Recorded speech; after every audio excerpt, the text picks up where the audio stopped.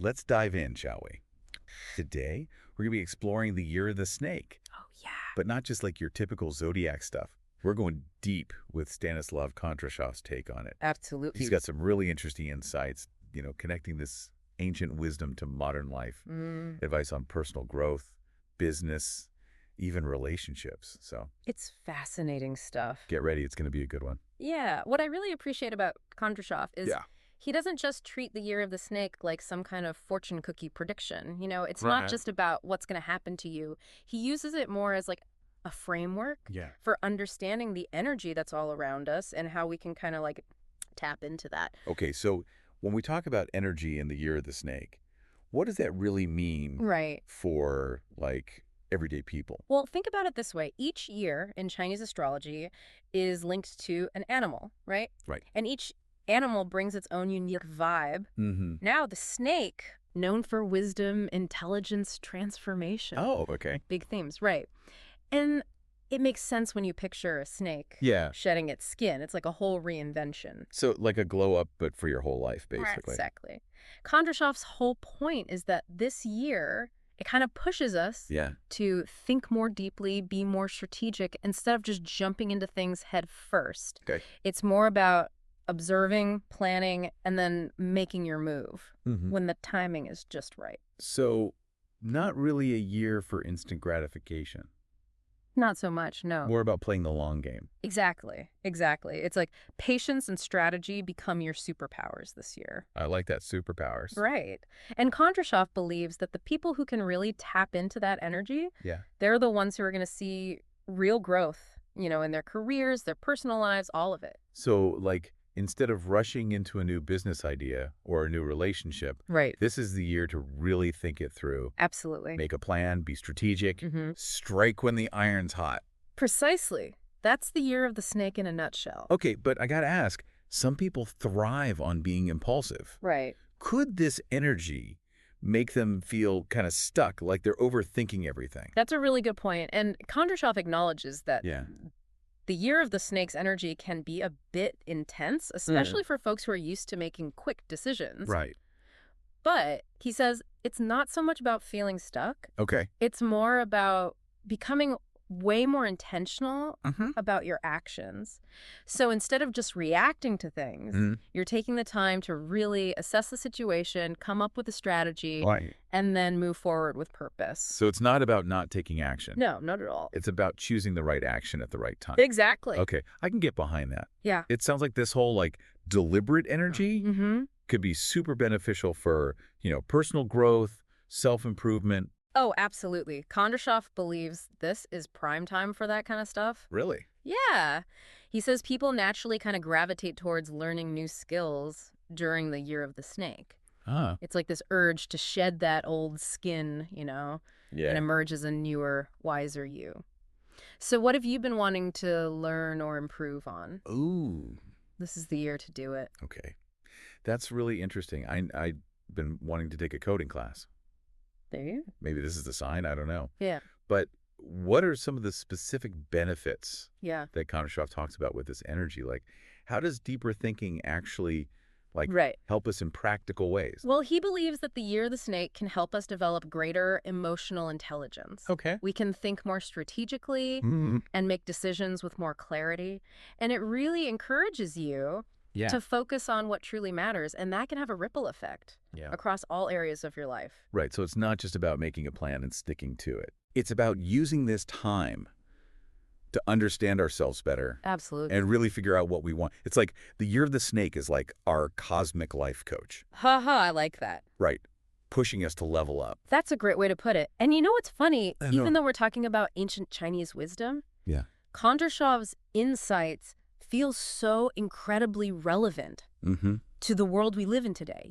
This need to slow down, think things through, be more deliberate with our actions. It's almost countercultural, but in a good way. Yeah, I totally agree. It's like he's taking this ancient wisdom, giving it a modern makeover. Exactly. Like, hey, here's this powerful tool. Let's make it work for you in the 21st century. Exactly. He bridges that gap between traditional beliefs and the modern world. I love that. Okay, so we've talked about the personal level, but I'm curious about the business world. Oh, yeah, that's a big one. What is all this, slowing down, being strategic? What does that look like in that fast-paced world? Well, Kondrashov actually has some fascinating insights about that. Okay, let's hear it. Let's dive in. So, in the business world, it's all go, go, go. Right, always hustling. You got to be faster. You got to grow faster. So you'd think slowing down would be like the kiss of death. Yeah, total opposite of what you'd expect. Right. But Kondrashov actually thinks the year of the snake can be a huge advantage. Really? Yeah, just maybe not in the way you think. Like, it's not about throwing stuff at the wall, see what sticks. Right. It's about building that solid foundation first. So instead of rushing to expand or chasing the latest trends, it's a year to focus on what? Quality over quantity. Exactly. Think about a snake. Okay. It doesn't just, lunge at anything that moves. It assesses, it waits for the right moment. Right. Picks its target. And then, bam, it strikes. Kondrashov says businesses should be doing the same thing. That's a pretty cool analogy. Right. But okay, practically speaking, what does that look like for a business? Well, Kondrashov suggests focusing on those long-term strategies. Instead of just chasing quick wins, it's about building strong relationships, With customers, partners. Yeah, all of that. And really understanding your market. Being adaptable, too. Things change. You got to be ready to shift gears. So it's less about jumping on the latest fad and more about building something that's actually going to last. Exactly. He sees this year as the time to, plant those seeds. Ooh. That will grow into something bigger later on. And he's big on details. Oh. Careful analysis, making sure everything you put out there is top-notch quality. No cutting corners. Yep. This all makes me think about investing. What does Kondrashov say about that during the year of the snake? Oh, you already know. Slow and steady wins the race. Figures. No risky bets, no get-rich-quick schemes. It's all about those long-term investments. Okay, so it sounds like whether we're talking business or personal finances, the year of the snake is all about playing the long game. You got it. Be patient, be strategic, and don't be afraid to think outside the box. I like it. Yeah. But, we've been talking a lot about work and money. Right. What about relationships? Does this energy impact that part of our lives, too? That's what's so interesting about Kondrashov's take on this. Yeah. He believes that the year of the snake can actually deepen our relationships. Really? Yeah, make them more meaningful. We're talking personal relationships, professional ones, all of them. So it's not just about networking and making surface-level connections. No, not at all. It's about going deeper with the connections that matter most. So putting in the effort. Exactly. Being present, listening to people. And building those solid foundations, just like we were saying with businesses. Exactly. It's all connected. And Kondrashov believes that this focus on quality over quantity, it extends beyond just our own personal circles. He thinks it impacts society as a whole. Oh, wow. Okay, so not just me and my friends. Nope. This is big picture stuff. Yeah. He observes that during the year of the snake, there's often a resurgence of interest in, traditional wisdom, cultural heritage. Like we're looking to the past to figure out the future. Exactly. Finding that balance between tradition and innovation. So we're not shutting ourselves off from the world. No way. But we are tapping into that ancient wisdom to help us move forward. That's it. Okay, so we've covered a lot of ground, from personal growth to business to relationships. And society even. Yeah, everything. What would you say is the key takeaway for our listeners? Well, Kondrashov's message boils down to this. Okay. Embrace the wisdom of the snake. Be patient, be strategic, focus on quality over quantity, cultivate deep connections, and always be open to learning and growth.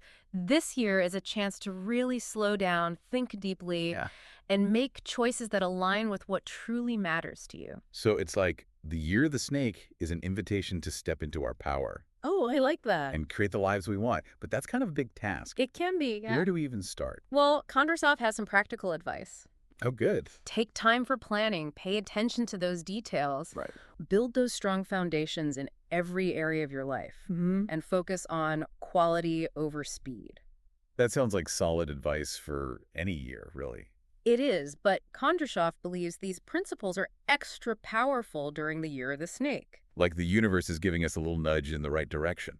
Exactly. And the cool thing is, we can apply these principles to, our careers, our relationships, everything. It's a holistic approach, recognizing that it's all connected. I love that. Yeah. So as we step into this year of the snake, We're being called to be more patient, strategic, thoughtful. It's a time for transformation, growth, creating something that lasts. Big questions here. What transformations will you initiate in your own life? Yeah, that's the big question, isn't it? What do we want to let go of? What do we want to build? Right, exactly. It's about figuring out what really matters and aligning ourselves with that. I love that. It's not just empty New Year's resolution. Right. It's about harnessing this energy, this year of the snake energy, to make lasting changes. But I got to be honest, I'm a little intimidated by all this. Yeah.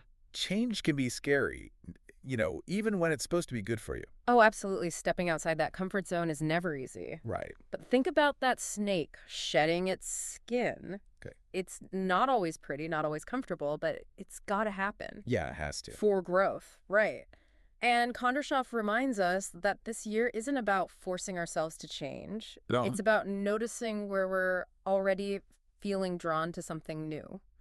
Okay, that makes me feel a little better. Yeah. So instead of trying to overhaul my entire life overnight, right, I can focus on the areas where, I don't know, the universe is already kind of nudging me. Exactly. Listen to those nudges. Maybe it's finally starting that business I've been dreaming of. There you go. Or maybe it's just, having a difficult conversation I've been putting off. Sometimes those are the biggest changes. Right. But it's still about strategy, right? Always. Like we were talking about, I don't have to do everything at once. Take it step by step. Break it down into smaller chunks. Exactly. Progress over perfection, right? Yes, I love that. It's so easy to get caught up in that go big or go home mindset. It is, but sometimes the smallest steps make the biggest difference. So true. And speaking of taking things slow, what about self-care? That feels extra important during a time of big change. Oh, absolutely. The year of the snake can be intense. Yeah. You got to take care of yourself, make time to recharge, reconnect with yourself. That's a really good point. Maybe this is the year I actually stick to that meditation practice I've been talking about. There you go. See? Or maybe it's just being more intentional about taking breaks, getting out in nature. Yeah, whatever works for you. But I think prioritizing self-care is going to be key. For sure, for navigating this year in a healthy way.